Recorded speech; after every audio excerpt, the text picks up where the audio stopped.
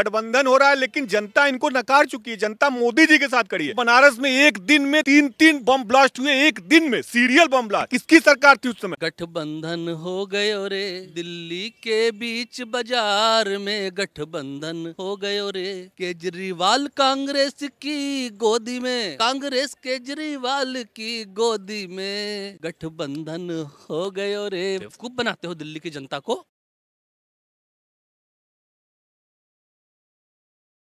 तो सर, जिस तरीके से विपक्ष का इंडिया गठबंधन एक बार फिर से जुड़ता हुआ दिखाई दे रहा है, यूपी में गठबंधन, बिहार में इनका गठबंधन हो रहा है, दिल्ली में गठबंधन हो रहा है, कहां देख रहे हैं 2024 के लोकसभा चुनाव में विपक्षी पार्टी को? ये गठबंधन इनका कमजोरी का गठबंधन है। इनके पास कोई विकल्प नहीं है। मैं ये बताना चाहता हूँ, ये गठबंधन 2017 में हुआ था उत्तर प्रदेश की विधानसभा चुनाव में। क्या नतीजा निकला? बीजेपी भारी बहुमत, प्रचंड बहुमत के साथ दोबारा सत्ता में लौटी। ये आप 2022 में भी हुआ। दो लड़कों की जोड़ी उत्तर प्रदेश में, अखिलेश राहुल ने लखनऊ में बस पे रोड शो किया था। क्या नतीजा निकला? जनता जानती है ये परिवारवाद के लोग हैं। तेजस्वी यादव हुए, चाहे लालू यादव हुए, चाहे राहुल गांधी, सोनिया हुए, चाहे अखिलेश हुए, इनके परिवार के अलावा कोई भी पार्टी वर्कर क्या सीएम और पीएम का दावेदार हो सकता है? नीतीश कुमार बिहार से चल के एक सपना लेके आते हैं कि मैं प्रधानमंत्री बनूंगा, पूरा इंडी गठबंधन मुझे सपोर्ट करेगा। क्या वो सपना उनका पूरा हो पाया? जब तक 10 जनपद दरबार से आदेश नहीं होगा, क्या नीतीश कुमार की हैसियत क्या है, लालू की हैसियत क्या है? तो जब इन्हें पता है कि इनका ये गठबंधन काम नहीं कर रहा है, यूपी में पिछले विधानसभा चुनाव में भी हमने देखा, फिर ऐसी कौन सी मजबूरी आ गई वापस से एसपी और कांग्रेस का गठबंधन दोनों को करना पड़ता है, साथ आना पड़ता है? इनके पास रास्ता क्या बचा है? समाजवादी पार्टी जानती है कि परिवार के लोग धर्मेंद्र यादव को दो जगह से टिकट दे रहे हैं। कन्नौज से भी दे रहे हैं, आजमगढ़ से भी दे रहे हैं। धर्मेंद्र यादव आजमगढ़ सीट पे दिनेश लाल यादव निरहुआ भाजपा के प्रत्याशी से हारे हैं चुनाव। फिर इनको डर है कि वो हार जाएंगे। 2 सीट पे क्यों लड़ा रहे हो आप धर्मेंद्र यादव को? कन्नौज और ऑप्शन लेके चल रहे हो कि हारना तो तय है। ये कुछ नहीं कर पाएंगे। जनता इनको नकार चुकी है। भाई साहब, मैं बता रहा हूँ कि ये कुछ भी कर लें, गठबंधन हो रहा है लेकिन जनता इनको नकार चुकी है। जनता मोदी जी के साथ खड़ी है। क्यों खड़ी है? मोदी जी ने जो कमिटमेंट किया उसको पूरा करके दिखाया। चाहे राम मंदिर का मुद्दा हो, चाहे मुस्लिम माताओं बहनों के साथ न्याय, तीन तलाक का कानून हटाने का मुद्दा हो, चाहे पेंशन योजना हो, चाहे हर घर नल योजना हो, चाहे युवाओं को रोजगार के लिए मुद्रा योजना हो, 10 लाख रुपए देने की बात हो। आप सोचिए, उन्होंने जो कमिटमेंट किया वो किया। कश्मीर में पत्थरबाजी होती है क्या? एक समय था जब बनारस में एक दिन में तीन बम ब्लास्ट हुए, एक दिन में सीरियल बम ब्लास्ट। संकट मोचन मंदिर, कैंट स्टेशन और वाराणसी कोर्ट परिसर में। आप बताइए, एक साथ तीन जगह ब्लास्ट हो रहा है। ये किसकी सरकार थी उस समय? समाजवादी पार्टी की सरकार हुआ करती थी। और जानेंगे जनता क्यों दे रही है बीजेपी को? बीजेपी ने जीरो टॉलरेंस दिया उत्तर प्रदेश में, शासन दिया है, सुरक्षा व्यवस्था दी है, सबको निर्भयता प्रदान की है, रोजगार दिया है। आज डिफेंस कॉरिडोर बन रहा है उत्तर प्रदेश में। पूरे देश की सेना के लिए हथियार बनेंगे। राहुल गांधी तो कह रहे हैं यूपी के जो युवा लड़के हमें सड़कों पे नशे की हालत में दिखाई देते हैं। यूपी के युवाओं को उन्होंने कहा वो नशे की लत उन युवाओं को लग चुकी है। राहुल गांधी अपने ईमान पे, दिल पे हाथ रख के बता दे, क्या वो नशा नहीं करते हैं? अपने गिरेबान में झांक के देख ले, यूपी में कौन नशा कर रहा है? आज यूपी तरक्की के पथ पे है, आज यूपी अग्रसर है। ये बाबा विश्वनाथ के नगरी बनारस में जाके बोलते हैं नशेड़ियों का है। 40-50 साल से आप रायबरेली या अमेठी से सांसद है, आपने वहाँ को कूड़ा बना के रख दिया उन दोनों जिलों को। पिछले 10 साल से नरेंद्र मोदी बनारस से सांसद, आप जाके देख लीजिए इंफ्रास्ट्रक्चर। आप चुनाव में जाएंगे, लोकसभा में देख लीजिए। तो राहुल गांधी भी ग्राउंड पे उतरे हुए हैं, वो न्याय यात्रा कर रहे हैं और उसमें राहुल गांधी ने कहा है हमें जो बनारस में सड़कों पे जो हालात दिखे, बनारस के युवाओं को प्रधानमंत्री ने नशेड़ी बना दिया है। कहाँ नशेड़ी बना दिया? मैं भी बनारस का युवा हूँ, दिल्ली में मुझे काम मिला है, मैं काम कर रहा हूँ, मैं बनारस का ही रहने वाला हूँ। कहाँ नशेड़ी है? युवा बन रहे हैं। बनारस में अच्छा रोजगार है, बनारस में लोग व्यापार कर रहे हैं। आज बनारस तरक्की के पथ पे। क्या नहीं है बनारस में? बताइए। मैं सवाल पूछता हूँ, क्या नहीं है वाराणसी में? बेहतर एयरपोर्ट है, इंटरनेशनल एयरपोर्ट है, बेहतर रेलवे स्टेशन है, एक नहीं 3-3, 4-4 रेलवे स्टेशन है शहर के अंदर। हाईटेक ट्रेनें चल रही है वाराणसी से, वर्ल्ड लेवल की ट्रेनें चल रही है वाराणसी से, जो 8-8, 10-10 घंटे में दिल्ली ला दे रही है लोगों को। आप बताइए, क्या नहीं चाहिए? रोजगार है, व्यापार है, आज वहाँ कॉरिडोर बना है, वहाँ कितने रिकॉर्ड टूट गया भाई साहब। देश विदेश के दर्शनार्थी वहाँ जा रहे हैं, होटल लॉज, रिकॉर्ड टूट गया वाराणसी में पर्यटकों का आने का। एनडीए जो है बनारस में 2024 के लोकसभा चुनाव में 80 सीटों में से कितनी सीटों पे जीतने जा रही है? क्या 2019 का रिकॉर्ड तोड़ पाएगी या फिर सीटें कम होगी? 100% रिकॉर्ड तोड़ पाएगी, क्योंकि मुझे तो नहीं लगता कि समाजवादी पार्टी में वो दम कम रहा। ये तो भगवान राम के मंदिर का आमंत्रण मिलता है, अखिलेश जी नहीं जाते हैं, मुझे तो बड़ी पीड़ा होती है। हिंदू होके वहां नहीं जाते, कहते कहते हैं बाद में जाऊंगा। अरे यार, भगवान के काम में तो लोग बिना बुलाए जाते हैं। आपको तो आमंत्रण आया था ना, राहुल गांधी नहीं जाते हैं और कहते हैं पॉलिटिकल इवेंट है। बताइए, नरेंद्र मोदी का संबंध उससे बस इतना ही है कि उनको आमंत्रित करके बुलाया गया। यार, आप हमारी आस्था को ठेस पहुंचाओगे तो हम तो नहीं साथ देंगे, चाहे कितना हुआ आप रहो। आप मुसलमानों को खुश करने के लिए नहीं जा रहे हो वहां पे, क्यों नहीं गए? मैं अखिलेश जी से सवाल पूछता हूँ, क्यों नहीं गए? कहते हो धर्म की राजनीति करते हैं नरेंद्र मोदी, क्या आपने न जाके धर्म की राजनीति नहीं की है? आपको क्या डर है? आप जाते, आपकी नीयत में खोट नहीं होता तो आप जाते वहां पे, आप क्यों नहीं गए? बिहार में भी राहुल गांधी और तेजस्वी यादव एक बार फिर से एक कार पे साथ दिखते हैं, हमें गठबंधन उनका होता हुआ दिखाई दे रहा है। ये दो युवाओं पे क्या कहेंगे आप, बिहार में तेजस्वी राहुल का साथ आना? राहुल जी की हैसियत और राहुल जी की बात में इस देश पे किसी को ट्रस्ट नहीं है। राहुल जी की आप देख सकते हैं, खुद चुनाव हार जाते हैं, अमेठी में जाके शरण लेते हैं, वायनाड में अगर नहीं लड़ते तो खुद संसद में भी न जा पाते। तो पार्टी के लोगों ने आनंद फानंद। तेजस्वी यादव की भी हालत 2019 में ऐसी ही हुई थी, बिना सांसद की पार्टी है, एक भी सीट लोकसभा में नहीं मिला था आरजेडी को, और इसके बावजूद इस बार कांग्रेस के साथ गठबंधन। क्या आरजेडी को खाता यहाँ आरजेडी खोल पाएगी 2024 में? आरजेडी की बात की है, बिहार की बात की है। मैं बिहार बगल वाला स्टेट है, मैं जानता हूँ बिहार को। लालू जी को बहुत लंबा कार्यकाल मिला था बिहार में, 15 साल से ज्यादा समय तक वो शासन किए। बिहार के लोगों ने उनको जन्मत दिया, चाहे जाति के आधार पे, चाहे कुछ आधार पे, लेकिन लालू जी ने बर्बाद कर दिया। यकीन मानिए, उन्होंने बिहार को बहुत पीछे कर दिया। बिहार की जनता उनको कभी माफ नहीं करेगी। उन्होंने केवल अपने परिवार के लिए, अपने लोगों के लिए काम किया। कभी कोई इंफ्रास्ट्रक्चर नहीं खड़ा कर पाए लालू यादव। केवल सोनिया गांधी को मिला लेते थे, अपनी सीटें दिखा के रेल मंत्री बन जाते थे। और रेल मंत्री कुमार ने कौन सा इंफ्रास्ट्रक्चर खड़ा कर दिया बिहार में? नीतीश कुमार भी कभी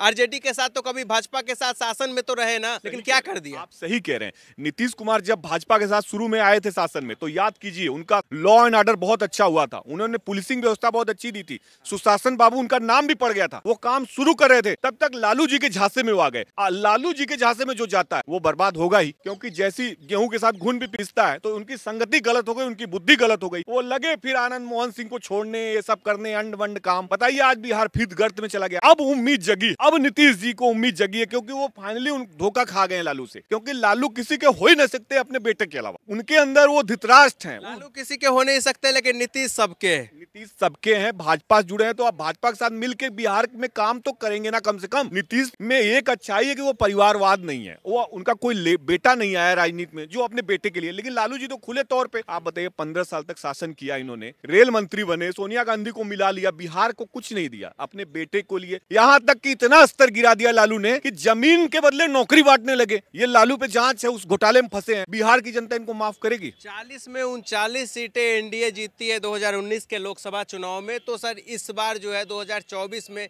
एनडीए बिहार में कितनी सीटें जीत रही है? मैं इस बार सबसे पहले तो बिहार की जनता से रिक्वेस्ट करना चाहूंगा कि देखिए, सबसे बड़ी चुनौती है बिहार का कायाकल्प होना। सारे स्टेट का कायाकल्प हो रहा है, बिहार जस का तस पड़ा है, जबकि मेधा की कोई कमी नहीं है। बहुत ही ज्यादा मेधा है वहाँ। बिहार के लोग डीएम बनते हैं, एसएसपी बनते हैं, कमिश्नर बनते हैं, दूसरे स्टेट में पोस्टेड होते हैं, बिहार के लिए वो नहीं कर पाते। तो वहाँ एनडीओ जो नीतीश और मोदी जी का जो बना है, जैसे यूपी में मोदी योगी की जोड़ी काम कर रही है, ठीक उसी तरह से नीतीश और मोदी की जोड़ी काम करे। वहाँ पे अच्छी पुलिसिंग हो, अच्छा लॉ एंड ऑर्डर दे नीतीश जी, अच्छा इंफ्रास्ट्रक्चर बने, सड़कें बने, पानी की व्यवस्था बने, दो चीजें तो स्कूल और अस्पताल बने, अपने आप चीजें सही हो जाएंगे। बहुत बड़ा स्टेट नहीं है, यूपी का आधा है। कितना टाइम लगेगा? जब यूपी बदल सकता है इतना बड़ा, नोएडा से लेके बलिया तक, तो बिहार तो उसका आधा है। क्या लग रहा है आपकी बार 400 पार हो पाएगा? बीजेपी 370 पार जाती हुई दिख रही है आपको? 100%, इसमें तो कोई शक है ही नहीं कि 300 पार नहीं जाएगी। हाँ, 400 पार का जो नारा लगा है, अगर वाकई जनता चाह गई और लालू, राहुल गांधी, अखिलेश जी इसी तरह से उल जुलूल काम करते रहे, तो 100% 400 पार चले। गठबंधन हो गयो रे,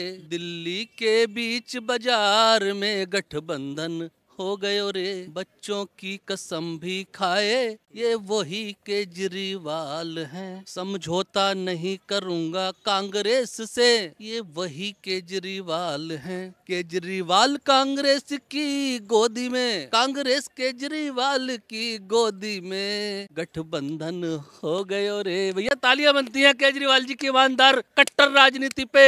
वो केजरीवाल जो कस्में खा रहा था, कुर्ते फाड़ रहा था, चिल्ला रहा था, सड़कों पे घूम रहा था, कहाँ है भैया आपके राजनीति के वो मूल्य जो दूसरों को आप बताते थे कि मैं ईमानदार हूँ, मैं कट्टर ईमानदार हूँ। अरे यार, उन लोगों से आपने गठबंधन कर लिया, उस कांग्रेस पार्टी से जिसको आप भ्रष्टाचारी बताते थे। 750 पन्नों की गुलाबी रंग की फाइल लेके दिल्ली की सड़कों पे घूमते थे, पर्चे बांटते थे, मैं इनको जेल में डालूंगा, कांग्रेस पार्टी चोर है, शीला दीक्षित चोर है। आज सारे दाग धुल गए, वॉशिंग मशीन बन गई पार्टी। आपने तो उनको सर्टिफिकेट दे दिया कांग्रेस पार्टी को। एंटी करप्शन ब्यूरो आपके पास थी, क्यों नहीं डाला था आपने जेल में? बेवकूफ बनाते हो दिल्ली की जनता को। 3.5 करोड़ जनता का जनमत लेके पूर्ण बहुमत की सरकार में बैठे हो, 3 बार से दिल्ली के मुख्यमंत्री हो। दिल्ली की जनता को मिला क्या सिवाय दारू के? बताओ आप। मैं पूछता हूँ केजरीवाल जी से, आपने प्रधानमंत्री श्री नरेंद्र मोदी जी की, मोदी सरकार की आयुष्मान योजना को लागू तक नहीं होने दिया। आपने क्यों नहीं मोदी सरकार की आयुष्मान योजना को लागू होने दिया? इसके पीछे आपका मकसद था। घोटाला कैसे होता है? मोहल्ला क्लिनिकों में नकली दवाइयां बेचने तक के आरोप इनके ऊपर लगते हैं। कभी दवाई नहीं, कभी डॉक्टर नहीं, कभी पर्ची नहीं। यही मोहल्ला क्लिनिक का स्वरूप है इनका। नहीं, डर था एक बार फिर से 7 की 7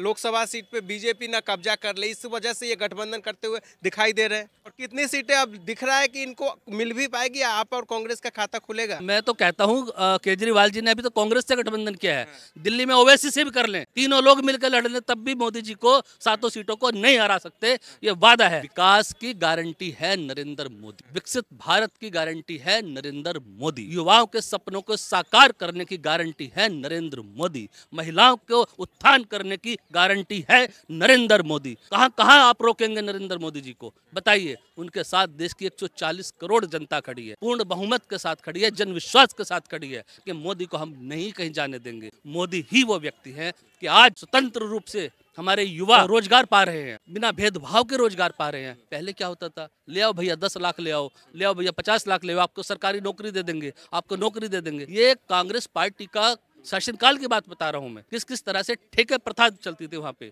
नकलें चलती थी वहां पे, ठेके प्रथा चलती थी, वो सब खत्म किया है। योग्य उम्मीदवारों को उनकी योग्यता के अनुसार नौकरियां मिल रही है। केजरीवाल के जो मंत्री है आतिशी का कहना है कि अगर हम ये गठबंधन कर लेते, कांग्रेस के साथ आम आदमी पार्टी का गठबंधन हो जाएगा, तो मोदी सरकार जो है केजरीवाल को गिरफ्तार करवा सकती है। वो नहीं चाहते कि हमारा गठबंधन हो। इस बातों में कितनी सच्चाई है सर? आतिशी जी एक महिला है और मैं उन पर कोई ऐसी टिप्पणी करना नहीं चाहता, लेकिन उनसे एक अनुरोध करना चाहता हूँ। आतिशी जी, आप शिक्षा मंत्री हैं दिल्ली, आप ही के सरकारी स्कूल में एक 11 वर्ष का बच्चा एक रैगिंग के दौरान कुछ सीनियर व्यक्तियों बच्चों के माध्यम से एक दुर्घटना का शिकार हो गया। इन आतिशी जी को केजरीवाल की गिरफ्तारी की चिंता है, उस माँ की चिंता नहीं है जिसकी माँ की कोख सूनी हो गई। 11 साल का बच्चा इकलौता बेटा था उस माँ का। केजरीवाल जी को खुद बोलना चाहिए कि आप महिला हैं और आप जाइए वहाँ जाके मिलिए और उनको सांत्वना दीजिए। चलिए, ये तो मैंने उनसे अनुरोध किया। बात रही केजरीवाल जी को गिरफ्तार करवा देंगे मोदी जी। भैया एक चीज बताओ, मोदी जी क्यों कराएंगे? शराब घोटाला किसने किया? आम आदमी पार्टी की सरकार ने तो घोटाला नहीं किया, उसमें से 4 लोगों ने किया या 6 लोगों ने किया, तो उन्हीं को तो ईडी ने पकड़ा है ना। मुकदमा दर्ज आपके ऊपर ईडी करती है, सीबीआई करती है, गिरफ्तार आपको मोदी जी कराएंगे। अरे जनता को क्यों बेवकूफ बना रहे हो? पुलिस का काम होता है पकड़ना, वहाँ पे कोई ट्रैफिक पुलिस वाला आपको थोड़ी पकड़ लेगा। अगर आपने मोबाइल चोरी किया है, आप भाग रहे हो, तो आप 100 नंबर फोन करते हो या कोई किसी परचून की दुकान पे फोन करते हो। तो जो घोटाला आपने किया है आपको जाना चाहिए, और आपने तो वो हद कर दी है, लोगों को बोलना ही पड़ रहा है। हम जैसे लोगों को, हम दिल्ली के नागरिक हैं, हमारे मुख्यमंत्री पे इतने आरोप लग रहे हैं घोटाले के और उनका नाम आ रहा है आरोपों में, अदालत में पेश हो गया मुख्यमंत्री। बताइए कितने हमारे लिए, दिल्ली वालों के लिए शर्म की बात है। ये एक अभियुक्त के तौर पे अदालत में पेश हो रहा है मुख्यमंत्री। किसमें? दिल्ली शराब घोटाले में। अरे तुम्हारे तो शिक्षा के मूल्य कहाँ हैं? वो शराब घोटाले में मुख्यमंत्री अदालतों में पेश हो रहा है और कहते हो मेरी शिक्षा वर्ल्ड क्लास है। हमारा जीना हराम कर दिया है, हमारा जीना मुहाल कर दिया है दिल्ली वालों का। कोई विभाग ऐसा नहीं है जो भ्रष्टाचार के आरोप इन पे नहीं लग रहे। सर, दिल्ली गैस चैम्बर बन गया है। दिल्ली में प्रदूषण जो है जिस स्तर पे पहुंच चुका है, प्रदूषण के लिए केजरीवाल बड़े बड़े वादे किए थे लेकिन फेल साबित हुआ है। इन वादों को आप कैसे देख रहे हैं? गैस चैम्बर के रूप में आज दिल्ली बन चुकी है। इसका संज्ञान लिया है सुप्रीम कोर्ट ने। सुप्रीम कोर्ट की अगर टिप्पणी आ जाए किसी राज्य के ऊपर कि दिल्ली गैस चैम्बर बन चुका है, तो मुख्यमंत्री को उसी समय पे इस्तीफा दे देना चाहिए था। इतने करोड़ के विज्ञापन इन्होंने दिल्ली में लगाए, पूरी दिल्ली में, और यहाँ तक कि गोवा तक इन्होंने लगाए कि मैं दिल्ली को प्रदूषण मुक्त कर दूंगा। हजारों करोड़ रुपया मात्र विज्ञापन में फूंक दिया, लेकिन प्रदूषण को दूर करने के लिए वो जो केमिकल था पंजाब में देने वाले थे किसानों को, वो कौन पी गया भाई? वो पैसा कहाँ चला गया? अगर आपके पास सोल्यूशन था प्रॉब्लम का तो आपने इम्प्लीमेंट क्यों नहीं किया? आप क्यों फेल साबित हुए उसमें? आज भी दिल्ली में जहां तहां प्रदूषण होता है, आप देखते हैं, सांस लेना मुश्किल हो जाता है। लोग कोरोना से जस्ट अभी बाहर निकले हैं, सांस लेने में तकलीफ होती है लोगों को। केजरीवाल जी तो खुद मौत बांटने में लगे हुए हैं। एक के साथ एक दारू फ्री पी के लोगों के लीवर खराब करने में लगे हैं, ठीक है। इधर से गैस चैम्बर में सांस लेने में तकलीफ हो रही है, उसको मारने में लगे हुए हैं। तो ऐसा मुख्यमंत्री जो अपनी जनता को खुश ना रख सके और हर जगह पे इनके ऊपर भ्रष्टाचार के आरोप लग रहे हैं, तो हम तो इनसे परेशान हो चुके हैं। पत्रकार महोदय, हम तो खुद चाह रहे हैं केजरीवाल जी इस्तीफा दें और अपना तिहाड़ जेल चले जाएं, वहीं उनको 3 वक्त की रोटी समय से मिलेगी। सर 2024 में लग रहा है अब की बार 400 पार नारा है, बीजेपी 370 पार, कहाँ जाती हुई दिख रही है? देखिए, बीजेपी का ऐसा मानना है कि 370 बीजेपी ले आएगी और एनडीए को मिला के 400 हो जाएगा, लेकिन मुझे ऐसा लगता है कि 415 सीटें भारतीय जनता पार्टी को इस बार मिलनी चाहिए। वजह क्या 415 सीटें सर, ऐसी कौन सी कारण है? राम लहर, मोदी लहर, विकास? देखिए, इसमें मोदी जी के जो कार्य मोदी जी ने जनता के लिए किए हैं, चाहे हमारी किसान सम्मान निधि हो, सम्मान पूर्वक किसानों के खाते में जा रही है। महिलाओं के लिए जितना उन्होंने कार्य किया, आपको मैं एक चीज बताता हूँ, एक आंकड़े देता हूँ। 55 वर्षों में मात्र 14 करोड़ गैस के कनेक्शन कांग्रेस पार्टी ने अपनी सरकारों के टाइम पे दिए, और मोदी जी ने मतलब 55 सालों में 14 करोड़, और मोदी जी ने मात्र 9 साल में 18 करोड़ गैस के कनेक्शन भारतीय नागरिकों को दिए। इन 18 करोड़ में से 10 करोड़ वो गैस के कनेक्शन है जो उज्ज्वला गैस की योजना है और महिलाओं को दिए। तो ऐसे कार्य जब करेंगे तो कौन साथ में नहीं खड़ा होगा? साथ में 82 करोड़ लोगों को जो मुफ्त राशन मोदी जी जो दे रहे हैं, मोदी केंद्र सरकार दे रही है, क्या इसका भी बड़ा इम्पैक्ट पड़ेगा इस चुनाव पे? देखिए, जो आप ये 80 करोड़ मुफ्त वाली बात कर रहे हैं ना, मोदी जी ने कहा है कि 80 करोड़ लोग को वो लोग हैं जो जरूरतमंद हैं। अगर किसी को जरूरत नहीं है तो वो ना ले। तो जरूरतमंद लोगों को खाने की दिक्कत ना हो, इसलिए उनको सम्मान पूर्वक ये दिया जा रहा है। कि विपक्ष वाले इस चीज को गलत तरह से तोड़ मरोड़ के पेश करते हैं। बोल लेंगे कुछ, मोदी जी कुछ बोलते हैं, उसका अर्थ ये कुछ निकालते हैं। क्यों? कहते हैं कि अभी हम तो पढ़े लिखे हैं। अगर पढ़े लिखे हो तो बातों को समझो। मोदी जी ने कहा है जरूरतमंद लोगों को ये राशन दिया जा रहा है। अब आपने क्या किया यहाँ पे? ये भी फ्री, पानी भी फ्री, बिजली भी फ्री, ठीक है, बसें भी फ्री, तो सब कुछ फ्री फ्री कर दिया। मुझे तो वो चीज याद आ गई, इस फ्री फ्री के चक्कर में, अरे इस फ्री फ्री के चक्कर में दिल्ली लूट ली घन चक्कर ने, बड़ा गजब हो गयो दिल्ली में, बड़ा गजब हो गयो दिल्ली में। बहुत बहुत धन्यवाद सर।